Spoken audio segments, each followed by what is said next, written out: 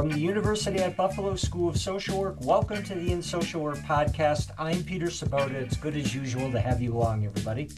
It's March of 2026, and the U.S. is 14 months into the current administration's second term. To quote today's guest, if we observe what's already taken place and take the administration at its word for what's yet to come, it means arbitrarily stripping people of citizenship, mass deportations and detention camps, efforts to dismantle the civil service, closing off immigration into the U.S. from select countries, armed military being used on U.S. soil to assault and even kill protesters, the Department of Justice and Internal Revenue Service turned into the persecution of perceived political enemies. Need a breath.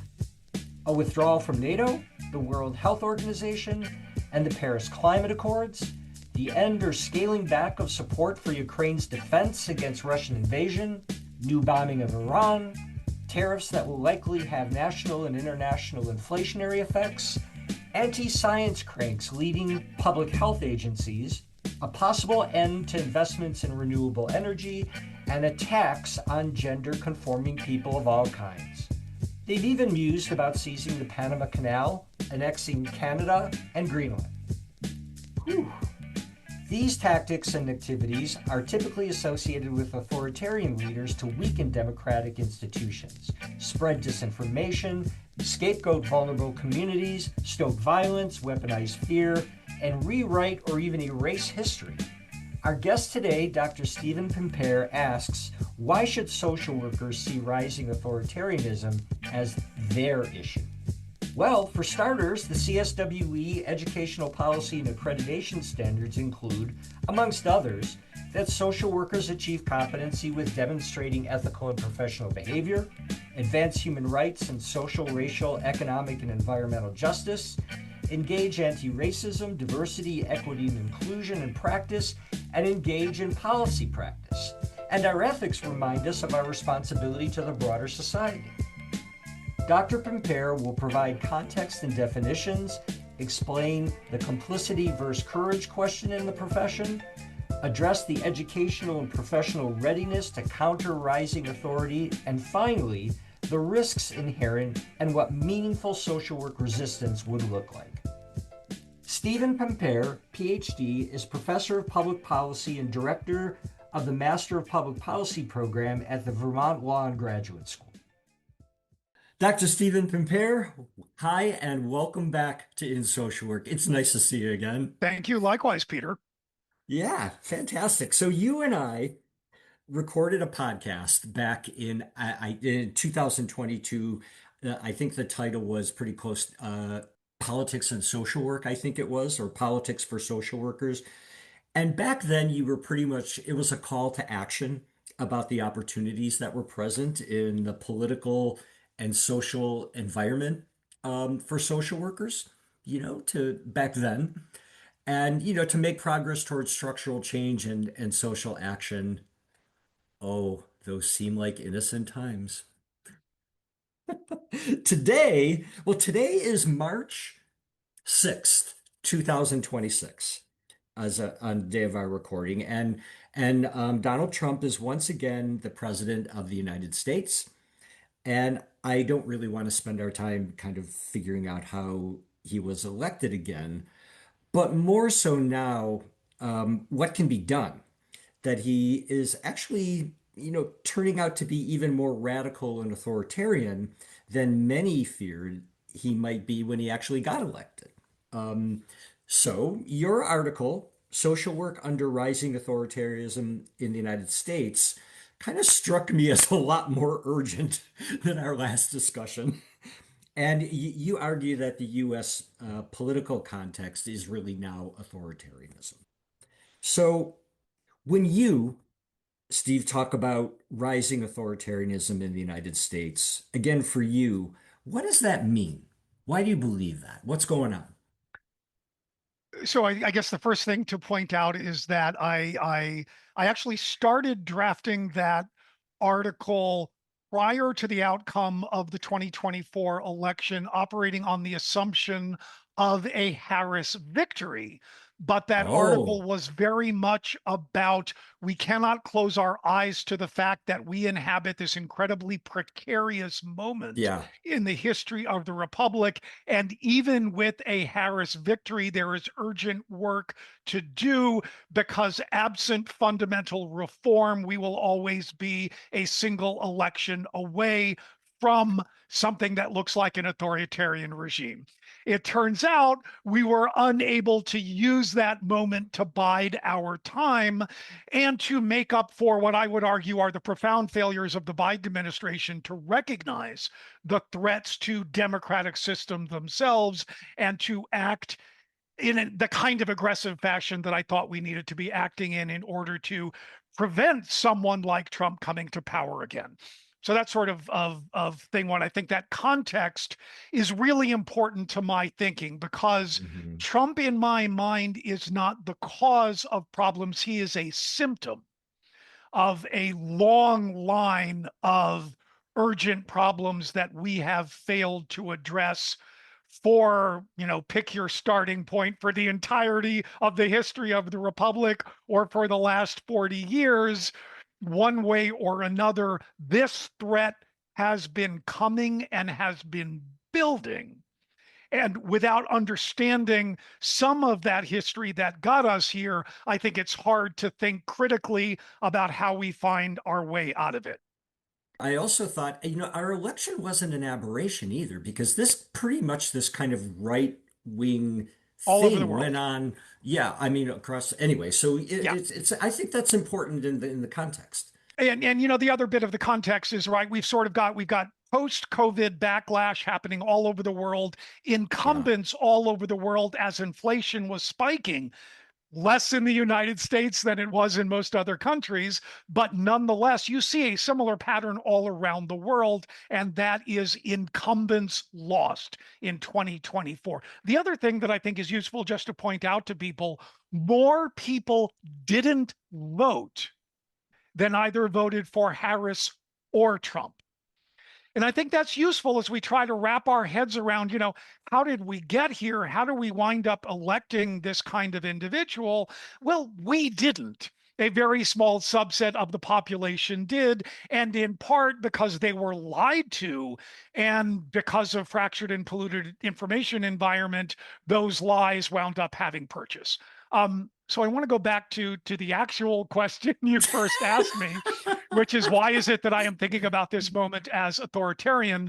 Yeah. And it's worth saying I don't think that we are seeing rising authoritarian. We are inhabiting an authoritarian regime. It is one that is still struggling to fully consolidate, but we are absolutely in an authoritarian regime and operating outside the bounds of the US Constitution as we have historically understood it. The Constitution no longer functions.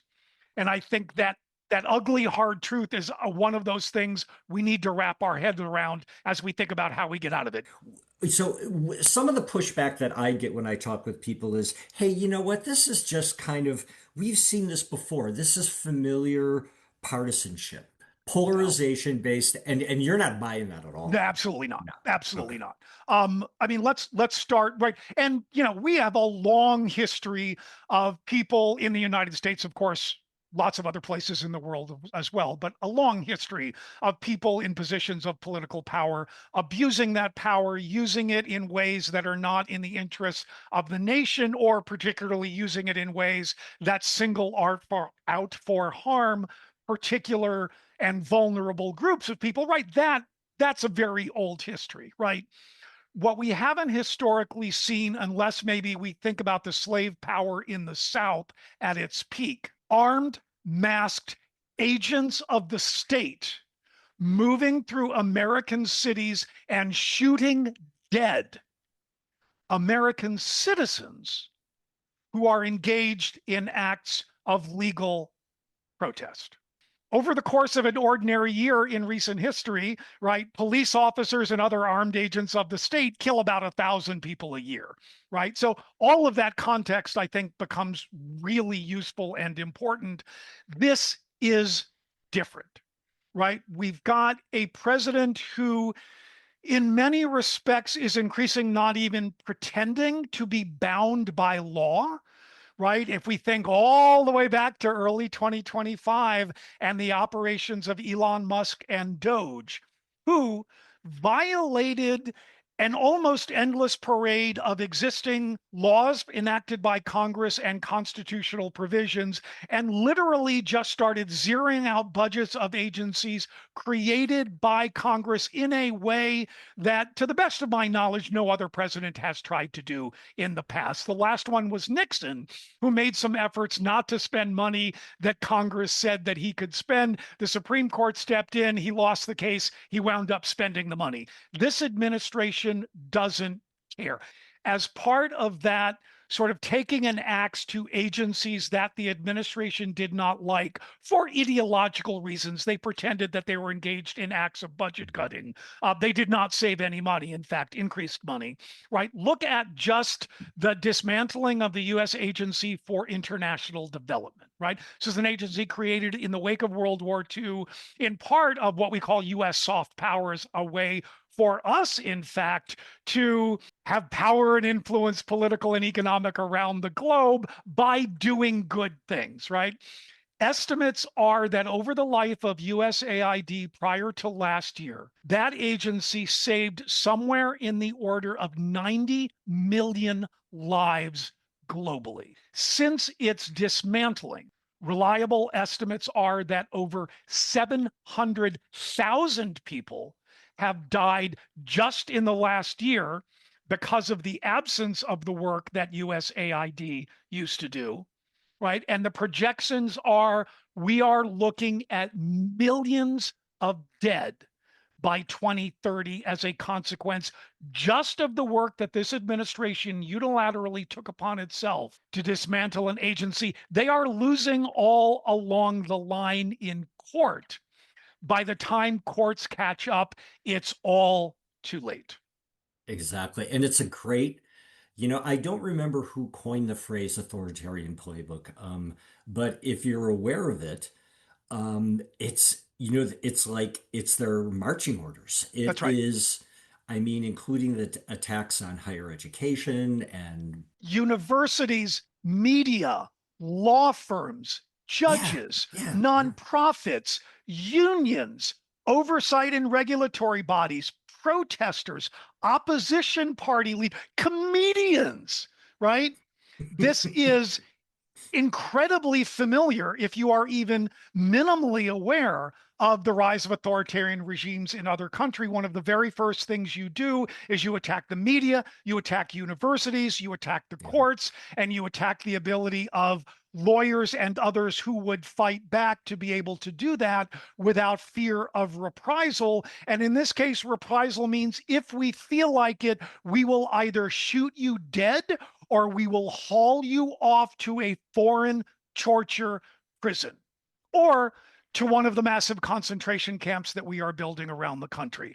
And I want to Yeah. say, because this is one of those things you were talking earlier about things that people push back against. When I talk about what we are erecting as a network of concentration camps, I am drawing upon the work of Andrea Bitzer, who, if you don't know her, you should, who is, I think it is fair to say, the foremost authority on concentration camps globally over long periods of history.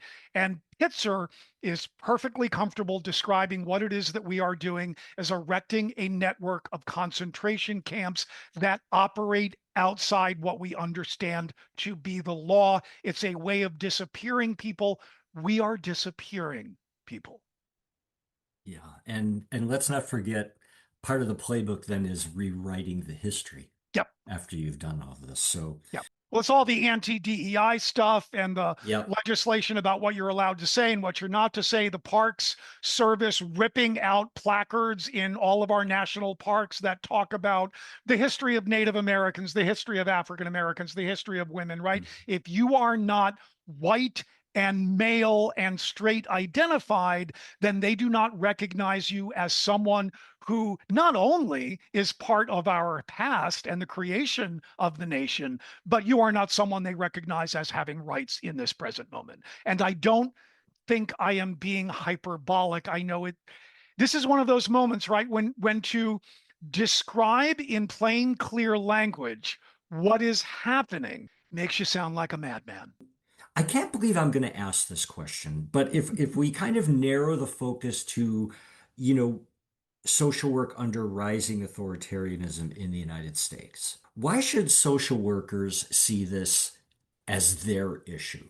So, I mean, first part is when you swore an oath to the code of ethics, typically at your graduation from your degree program, did you mean it or did you not? I mean that quite literally, right? There are formal obligations in the code that whether you like it or Hmm. not, you are to fight on behalf of social and economic justice and to Yeah. fight on behalf of marginalized populations. And in social work competencies that have been revised recently. Exactly Yeah. right, So go right? on. Yep. Hmm. We can see right now that the folks who are most under threat are in some ways the very essence of vulnerable populations and marginalized peoples who theoretically we should be personally and professionally obligated to defend, right? Most notably, right now, we're seeing what attacks on immigrants, but it never ends there, right? So we've already seen under the guise of supposedly removing dangerous immigrants from the shores. And right, we've now got good data that somewhere in the neighborhood of 75, 80, 85% of all of the folks who have been rounded up by ICE and CPB over the last year have absolutely no criminal record whatsoever. Right. So that whole lie is a lie, right? That's not who they're going after. But also, again, think in mind what happened in Minnesota, right? To Good and Pretty. Those were US citizens shot dead by agents of the state because, in the language of some members of the administration and their allies, they were race traitors, right? Because they had aligned themselves with those vulnerable populations that were under assault, right? So they were killed in the name of immigration enforcement, right? But there's another piece of this that even predates the administration coming to power, and that is I think, in many respects, bipartisan attack on trans people, right? And we could see it by the Harris campaign's utter unwillingness to make even the most basic claims of the barbarism of singling out this very small marginal population and demonizing them. Here is Right. why this worries me in particular, other than it is immoral on its face, right? Every act of singling out a population for dehumanization does not inevitably lead us to ethnic cleansing and genocide. But my reading of history tells us that every act of ethnic cleansing and genocide begins with the dehumanization of a population, with the creation of an enemy. Everyone, I would argue, has a moral obligation to resist that, to fight back against that, to learn lessons from our friends in Minnesota and defend our neighbors. But social workers, I think, on top of that, have a professional obligation, right? If we're Yeah. serious about supposedly Mhm. what we say about who we are and what we do and why, then this is an urgent moment for everyone, whether they feel prepared for it or not, to Mhm. identify something that they can do and commit to doing it. To me, social work as a profession seems to have this kind of inherent tension, I'll call it. We kind of see empathy as this core competency and a value that really guides all aspects of practice. At the same time, we're called to act as catalysts for social change and to fight, systemic inequalities. So advocacy, this is not something I need to talk to you about, but it often demands kind of a confrontational stance against systems. While empathy, is I'm going to be kind of cynical here, a nurturing, non-judgmental approach to individuals, politics, political action. And, for a lot of practitioners, it's not something they spend a lot of time engaging in. We're kind of like, what I actually hear is a lot of working within the system. and then working, getting in there and making the system better rather than something that I would call more radical, like upheaval. So even universities are adopting these kind of stances of neutrality. If you buy all that, can social work ethically claim political neutrality right now? I think not just now in this moment, but Mm, mhm, every act of supposed neutrality typically means that you are aligning with power. And I think part of what's missing from that analysis, and I think as a descriptive matter, it's fair, right? That tension among many mhm. clinicians, right? And I'm speaking particularly about clinicians, that they understand sort of that tension in their job is, in fact, right, meet the client where they are, create a Mhm. space where they feel comfortable in sharing and resist the urge to pass judgment in order to help them achieve whatever personal goals they would like to achieve, right? However, I'm not here talking about clinical interventions, right? And when we look at Mhm. people with enormous power, right, who, as we speak, right, after having bombed 9 countries, have decided, and having deposed the leader of Venezuela, have decided that we are going to wreak havoc upon the people of Iran after having decapitated their leadership, right? There are some people, I would argue this is a very unsocial work thing to say, who do not deserve our empathy, right? They should be shunned. They should be vilified. They should be excised from the public sphere, right?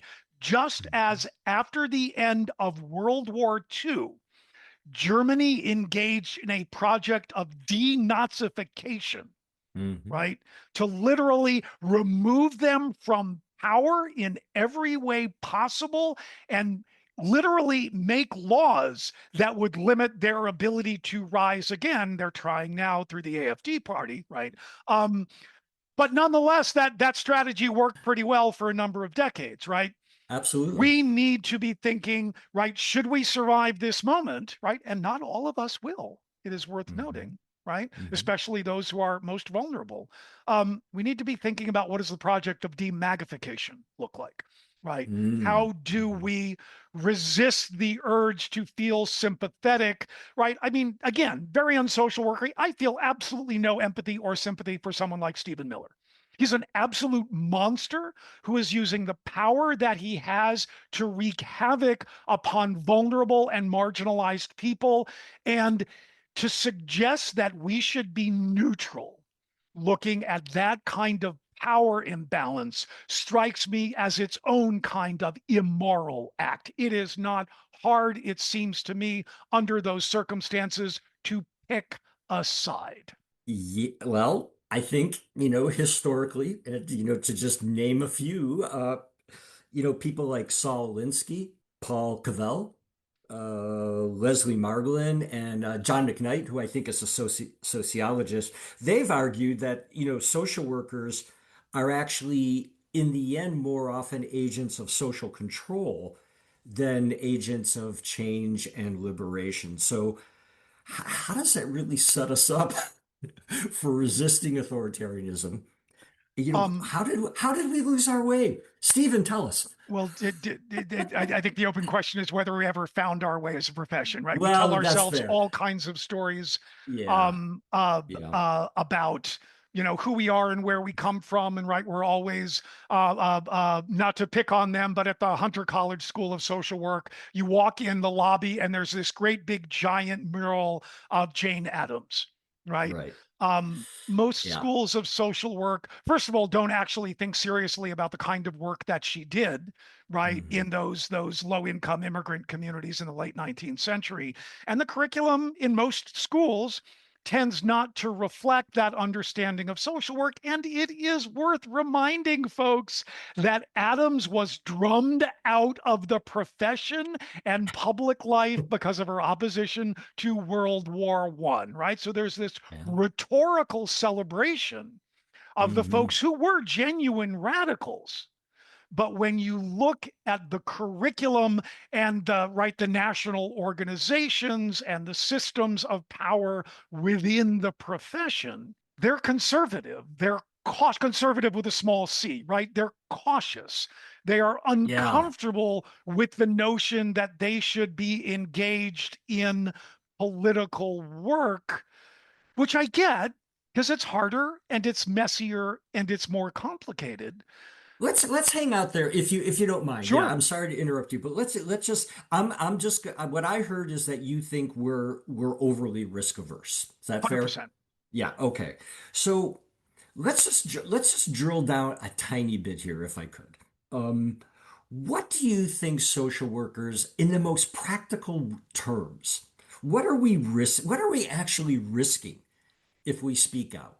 So I think the answer to that depends on what kind of action or resistance we're talking about and who we are talking about, right? Each of us occupies different positions in institutions, in families, in neighborhoods, and that creates different levels of power available to us and vulnerability that puts us at risk, right? So easy for me to say, as I often do, that one of the things that folks in all professions need to be doing is thinking about organizing their own workplaces, right? One of the ways to understand the advances made over the course of the 20th century, not the only way to understand it, but one of the ways to understand the rise of a more economically and politically inclusive society is the power that unions wielded because a union has real power, right? A Mhm. union can threaten to withdraw its labor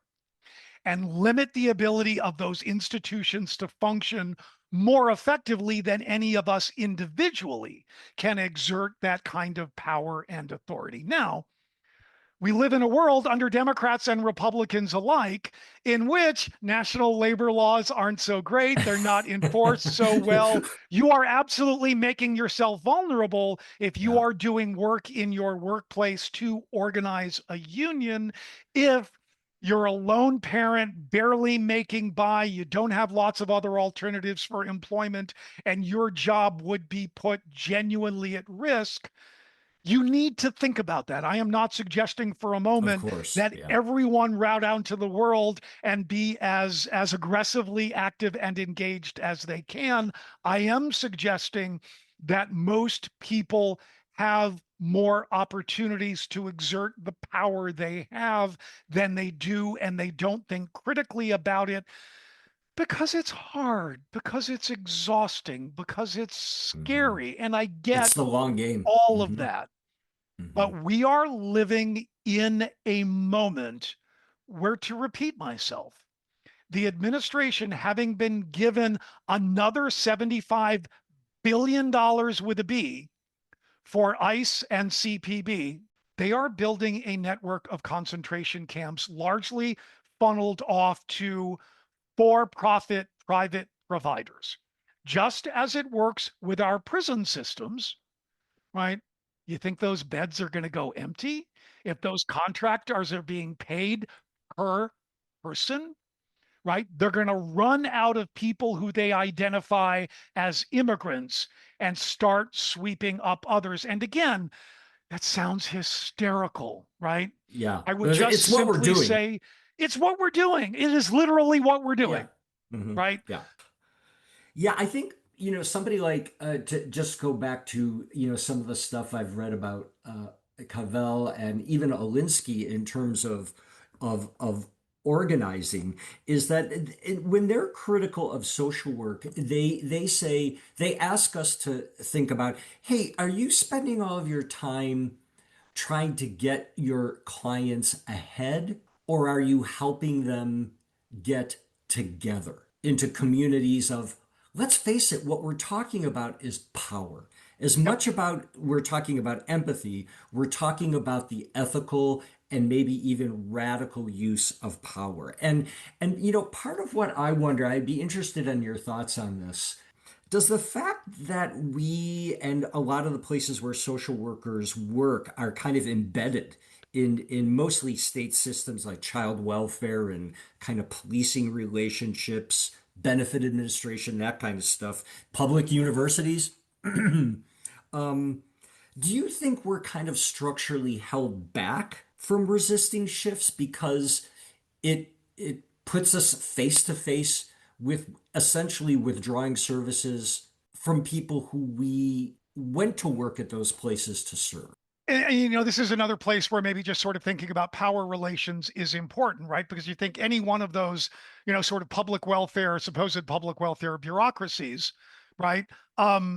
Is that you've got a hierarchy there, right? You've got the benefit applicant or potential recipient, who is in the weakest position on their own, right? You've then got the caseworker who has power over that individual, but then you have the caseworker supervisor or the institution who has Mhm. power over that caseworker, That's a right? lot of layers of So you've power. got layer, and that of course is grossly oversimplifying how that actually plays out, right? Again, if your continued employment, if whatever pride you take in your job is linked to your ability to perform as it is that your supervisor expects you to, right? You are almost inevitably aligning yourself up rather than down. You are aligning yourself Hmm. with the mission and the needs of the institution, which are often not about securing the well-being of those clients who are sitting across the other end of your desk,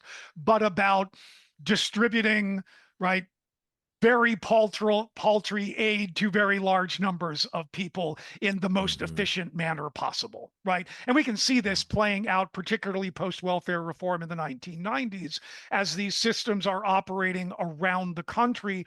More and more of what we used to think of as casework is Right. taking away whatever limited discretion used to be available to those caseworkers in determining who would get aid, who would not, who would be helped, who would not, which was always a loaded process filled with bias and Mhm. discrimination, right? More and more, what those caseworkers are doing, and I'm thinking particularly of Los Angeles, a case that I'm more familiar with, is they are literally just sort of typing things into a machine and literally hitting a button, and the software calculates whether Yeah. that individual should receive benefits or not, right? Right. So, and your performance is not evaluated on long-term well-being of that client, right? Because the way that they're dividing up labor is like a Ford assembly line, right? You're not actually working with that client. You've got a little piece of it. Your job is document verification for the food stamp program, right? And that's all you do, and somebody else does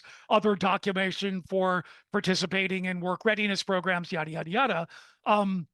You're judged on how quickly you move through those processes as if you were working on a physical assembly line, which to me says, let's look at the 19th and 20th century history of workers on assembly lines pooling their power and organizing in order to Mhm. improve their working conditions and to do it in such a way that improves the well-being of the people who they are purporting to serve. One thing to point out, a real life case example, we can look at all kinds of teacher strikes. Chicago comes immediately to mind, who are engaged in what has come to be called organizing for the common good. Right. And we Yeah. think about a strike, it's like, well, it's for my wages and benefits, right? And it is still often that. But if we look at the very large Chicago and then again LA teacher strikes of recent history, they were also fighting for smaller class sizes, for Hmm. more social workers to be available in the schools, for more Hmm. nurses to be available in the schools, for additional resources to be available for those parents who may be first generation, not native English speakers who could use some help with all kinds of things, right? So to use the power that they have by threatening to withdraw their labor and shutting down that system, to use it just not for their narrow well being, but to use it more broadly. One of my complaints about social work as a profession, and this is longstanding and it predates Trump, is that, to my mind anyway, too much of the political advocacy work that we do is for us. Licensure requirements, right? I'm thinking of the ongoing interstate compact, right? Which I think is a great thing, right? I'm thinking of some of the fights that are starting to go on about AI programs being used to provide therapy, and some social work chapters around the United States organizing against those things. I am not arguing that that's bad. I Hmm. am arguing that, at least to my mind, that is too much of what the organizing that social work profession engages in looks like, rather than mobilizing aggressively right now on behalf of immigrant communities that are under assault, for example. Yeah. I was thinking about this in my own role. I'm an academic and I have been teaching in an MSW. I've been teaching courses in an MSW program for, 25 years or something like that. What I was really wondering is to what degree, and of course I know our curriculum better than anybody else's, but you know, are we really preparing our students to recognize like democratic backsliding? Do we I think I kind of do, but I don't do it as deliberately as probably I think I would like to or want to. And I wonder, are if we're not doing that, are we filling our time more with training, helping students to just learn how to adapt to whatever policy environment they're in or exists at the time? So I think my question, I'd be interested in, to the degree that or have the ability to evaluate, do you think we're preparing students to recognize, when democracy is at risk and what that looks like and what to do? No, but I'm not sure that anybody is. Um, I can say I am not currently teaching in a social work program, right? My grad program that I run is public policy focused, with an Hmm. eye toward social work adjacent issues. We Sure. Oh, run a absolutely. very large Absolutely. restorative justice program. We've got Hmm. really strong concentrations in environmental justice, environmental law and policy, animal rights and animal welfare, et cetera, et cetera. Um, but I spent the bulk of my career in graduate schools of social work, mostly in New York City, but in other places. And I used to joke that I taught all the things that nobody else wanted to teach and that students didn't want to take. So I would teach social welfare history, social policy, advanced social policy, and research methods. Well, actually, that's where it happens in our curriculum, so that makes sense. Go on. Yeah. And that's about it, right? That's where Hmm. that kind of attention to the political world works. And I can, without naming names, tell you the number of fights that I had with program directors around the core syllabus that the program was using, and my complaint that it was too anodyne, right? That it Hmm. was this, what's the old complaint about history? Well, it's just one damn thing after another, isn't it? Um, and then a lot of those courses were, well, it's just one damn thing after another, right? Hmm. It's like, well, this happened, and then this happened, and then this other thing happened, and this other thing happened. And, in the policy courses, it's like, well, there wasn't a whole lot, but then we had the New Deal, and then we had the Great Society, and then we had yada, yada, yada.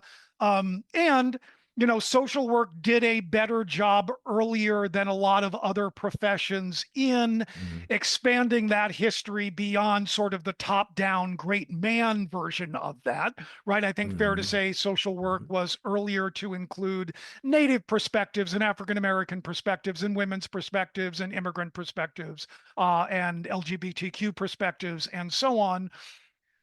But nonetheless, those were, I think, again, in my experience, kind of secondary. And those efforts to, so I won't name names, but You were tempted there for a minute. I could tell by the I'm look in really your eye. close. You almost went there. Yeah. And the dean who had this conversation with me is no longer at that particular school, but nonetheless, I'm going to do something very uncharacteristic and be cautious about this because also I don't think that it is a problem with one Yeah, institution, right? exactly. But was having a conversation with a dean about stepping in to a program in order to teach a policy advocacy course. And Hmm. this was, as many schools are, both social work and others, adjacent to a low income community of color. And I was explicitly told as part of that hiring process that I was not to send students out into the community or to engage in the kinds of local issues that the community was interested in out of concern that they would be adverse to the interests of the institution Yeah. itself. Yeah, that's what I was speaking to, not as directly before, but yeah, that's real. It's real. And it pops up in other places too, right? There's Hmm. now, I mean, Dorothy Roberts now talks about child welfare as the family policing system. And I think that language is becoming more widespread. And it's not Hmm. important just that the words change, but that it causes us to think differently about those systems. And social workers have been complicit in the most oppressive parts of those systems literally since the early to mid 1800s, right? Hmm. That we have been complicit in the functioning of those systems.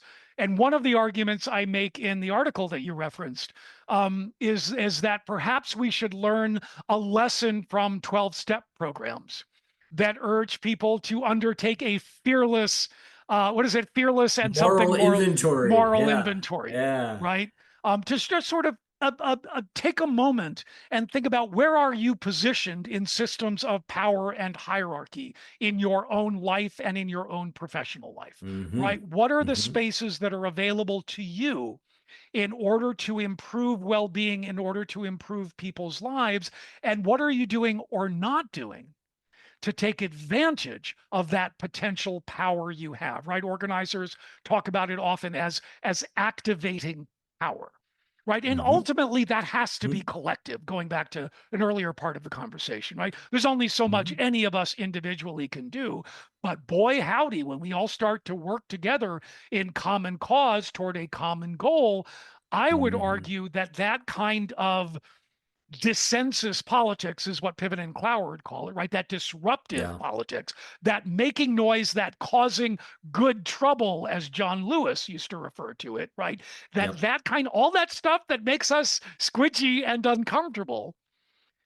Every advance in social, cultural, economic, and political advancement over the course of our entire history has at its heart a social movement, has at its Yeah. heart groups of people binding together and pushing against the system to make it do things that it doesn't want to do.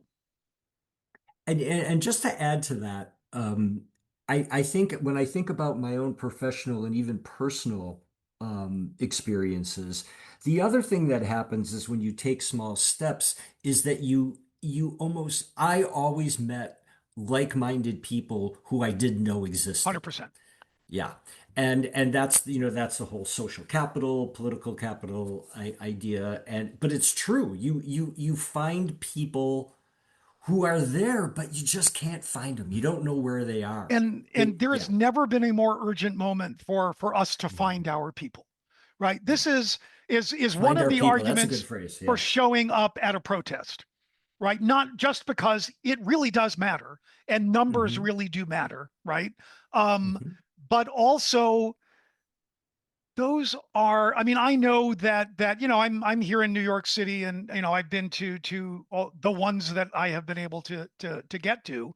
Um, I always feel so much better afterwards. I feel energized. I feel like, okay, it's not just me. I am surrounded by people, Yep. right? And in New York, Hmm. right, they all look different, right? Surrounded by this incredibly diverse array of people, all of whom, maybe in different ways or for different reasons, are just as angry as I am, right? Yep. There is something that is so energizing Hmm. about that, right? That is, again, because you need to pool power collectively in order to effectively exert it against institutions that would resist you.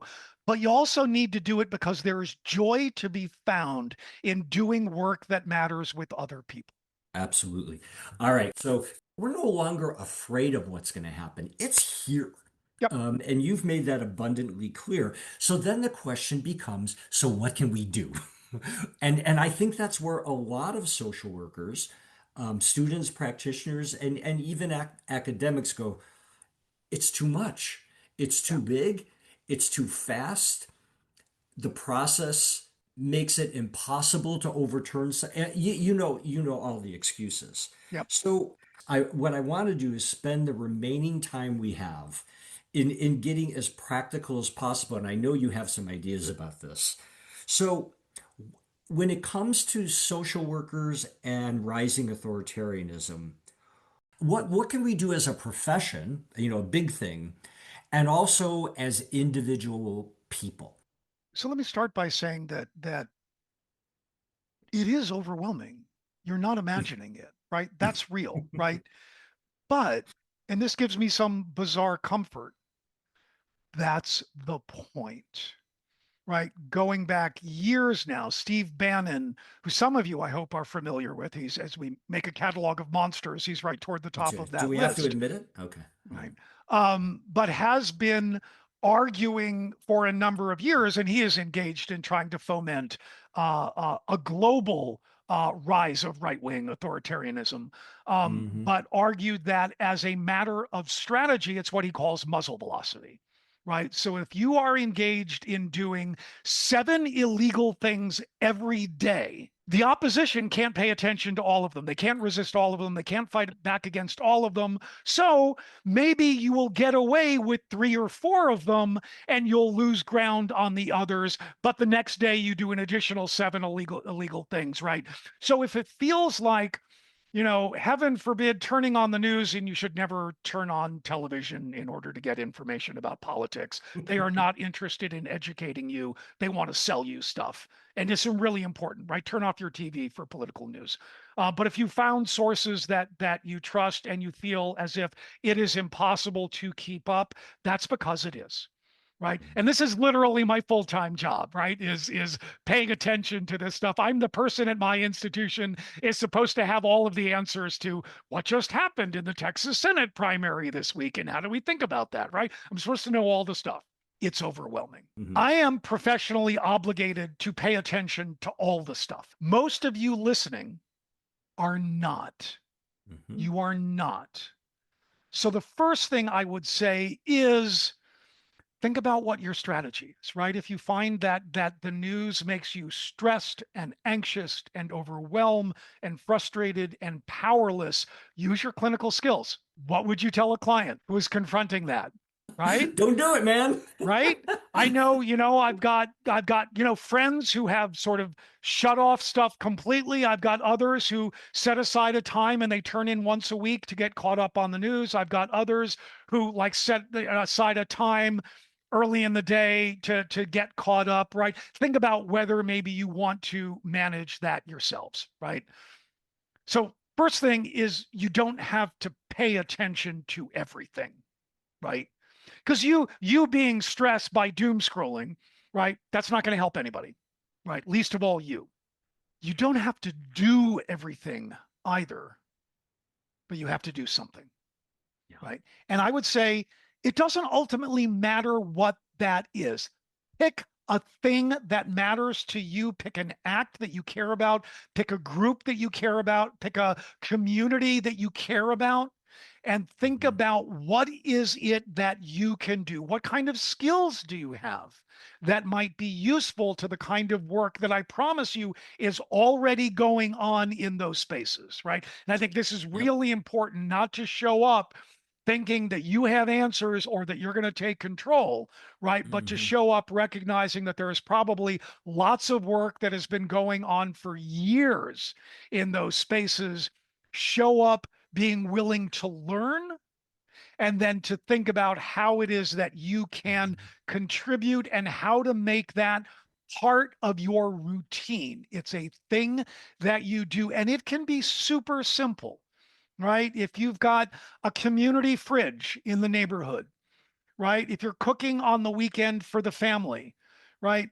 Cook some extra, put it in containers, bring it over to the fridge. Or if you're out shopping and there's a sale on canned beans, pick up an extra 10 cans and drop them off at the community fridge. Literally, something that small may look small, but it Until it gets matters. big. And it Yeah. gets big because Yeah. you will meet other people who Hmm. are engaged in other kinds of work. You will start to learn about what's going on in the spaces where you're at and the needs that people have and how they can be met. right? If we think Mhm. about the extraordinary solidarity that the people of Minneapolis in particular I was just have been thinking about engaged that. in, Yep, I right? was just That thinking didn't about come that. out of nowhere, right? Hmm. They started building those networks of community support in the wake of the uprisings after the murder of George Floyd and Hmm. have continued to sustain that. So a lot of what you saw, right, on your devices was people showing up, we learned at literal risk to their own lives, right, to Yeah. protect people against armed masked agents of the state. But Hmm. what you didn't see is all of the people who were organizing to bring groceries to people who were afraid to leave their homes and couldn't go to work because of fear that they would be hauled off to a torture prison by ICE. Right? Yep. All that kind of behind the scenes stuff, just as important as the more visual signs of resistance. Right? I'm sorry, yeah. I think it's fascinating and inspiring that those citizens literally are putting out a master class and a blueprint that is now there for the taking, right? There is so much to learn Hmm. about the work that they did and how they went about doing Hmm. it. So much to. And I can tell you, I've been to a couple of trainings here in New York City of people who are specifically sort of, and this kind of work has been going on in community organizations in the city and many other Hmm. cities for Hmm. decades, right?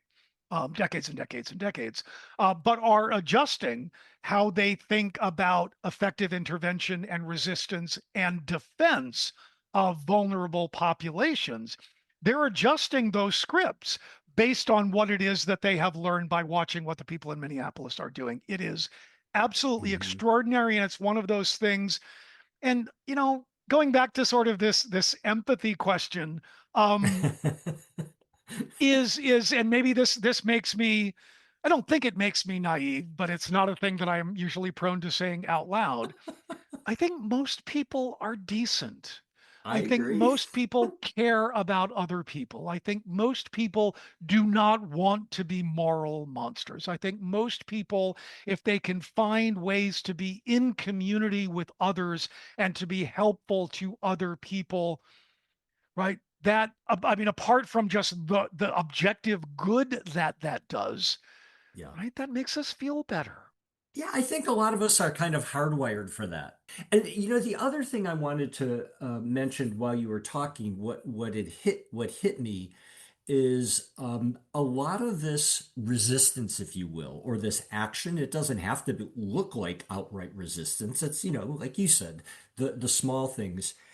Those that that could most of us are probably going to do this at the local level. We're not going to go Yes. to state legislatures or to DC. We're going to do it in our communities. And one of the things now that you're talking, I'm kind of happy that I did this. I suggested to some of my students who were really fired up but didn't know how.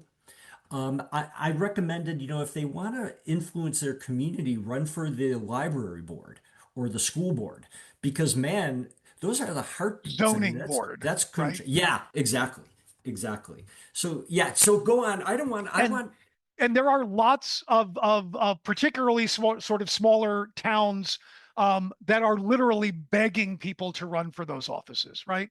Yeah. And Oh yeah. that's not only those are not only spaces where you can do some good, right? Get on a zoning board and see if you can't get some housing built, for example, right?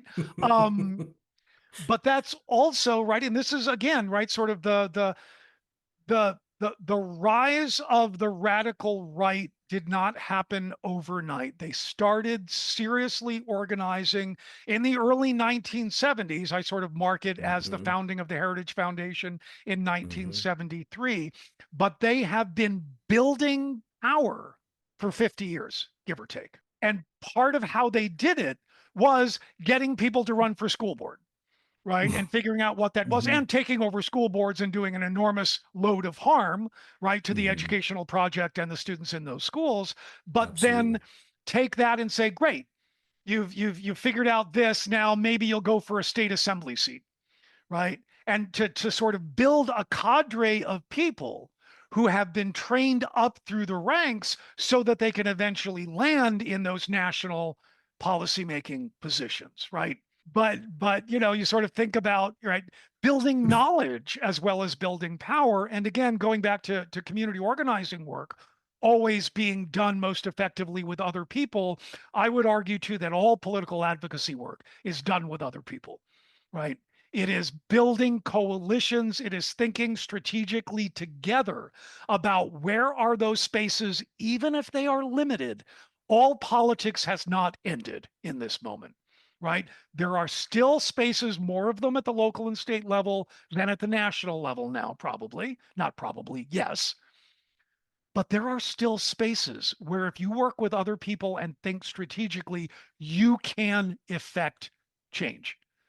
It's what it always is. It's hard. It's exhausting. You're probably going to Glacial. lose the Yeah. first couple of times you try before you figure out, right? Before you learn from those losses to be more effective and strategic and find ways to win, right? Here's the problem, right? All of what we are talking about requires energy and requires effort, right? And everybody's exhausted right now in one way or another, right? Again, in part because that's what they want. And it's probably I'll be provocative here maybe. I don't think it's good enough to say that you do this through your job. Oh, 100, no, I think that is it's got to grossly be done. insufficient. Yeah. I mean, Okay. I get it, and it feels like that, but no, right? Because Mhm. that's, I mean, unless what you are doing is, Right. Right. right. James C. Scott used to talk about these as weapons of the weak, looking at things like slave stratagems, right? It's like, Hmm. there's this particularly pernicious strain of history that thinks about African slaves in the American South as being passive, right? Nothing could be further from the truth, right? And there were, right, mind you, like slave uprisings, which typically resulted in mass slaughter, right? So, what often would happen in those spaces is that people would look for ways to disrupt the productivity of those plantations without being caught. So you move a little bit more slowly, right? Maybe you do something in not quite the right way, so the thresher breaks down more often than it should, right? Absolutely. Think about your own place of employment. If it is engaged in doing harm to people, but you still need to Hmm. keep your job because you need to pay your rent and feed your family, what are the ways that you can be disruptive in those spaces and get in the way of the harm that those institutions are causing while still keeping your job? Yeah. Well, I want to ask you two things. If authoritarianism deepens unabated from where we are now, what do you think happens to social work? Things are going to get worse before they get better.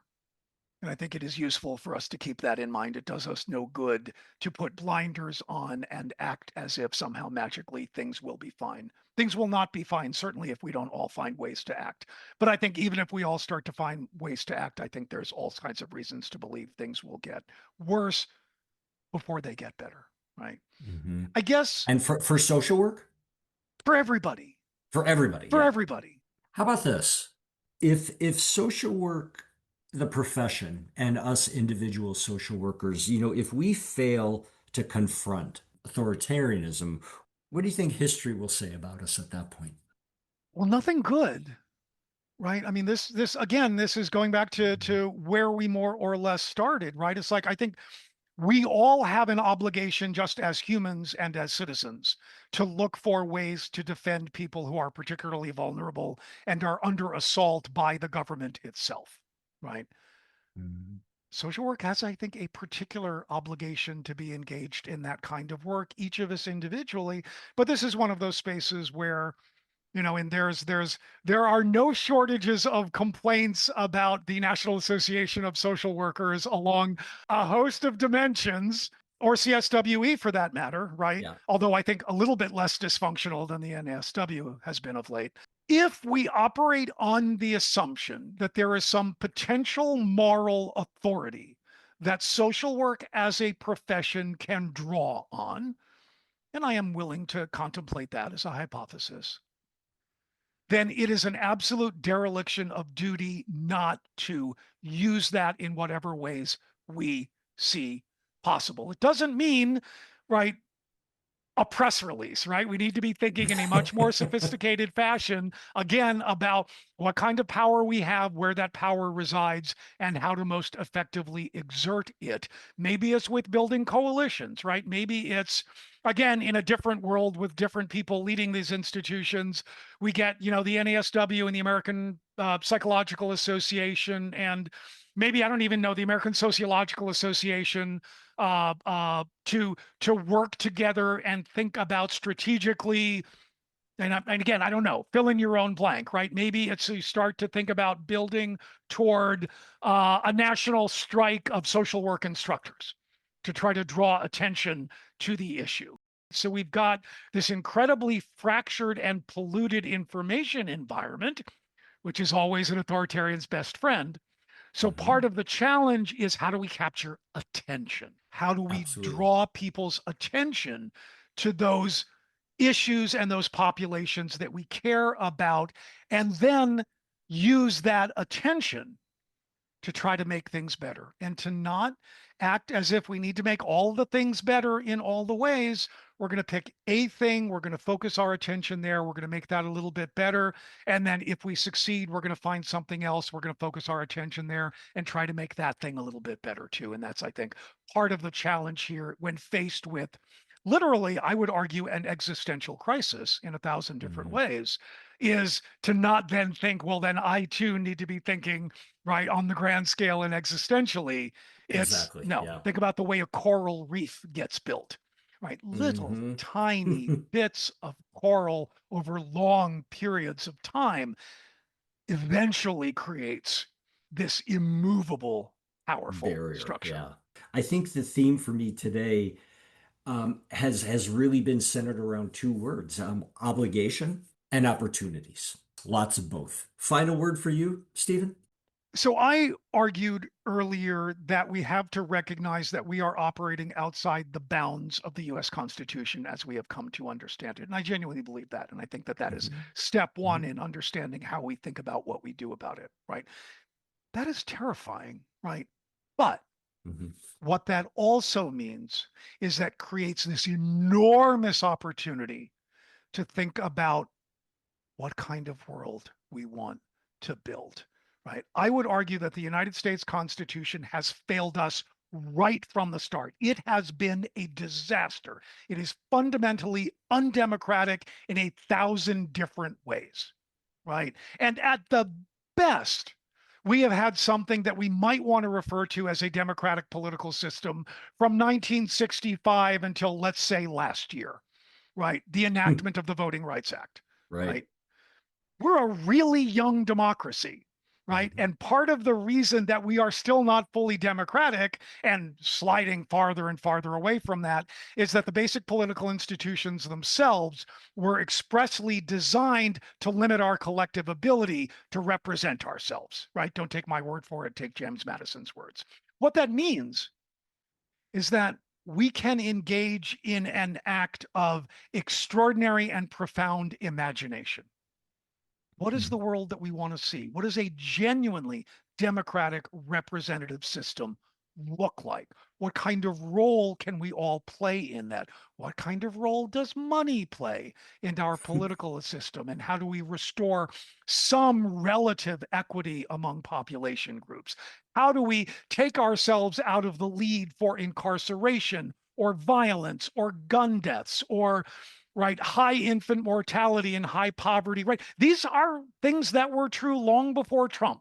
How do we then rebuild something that is radically better than the status quo ante? Perfect. We'll leave it right there.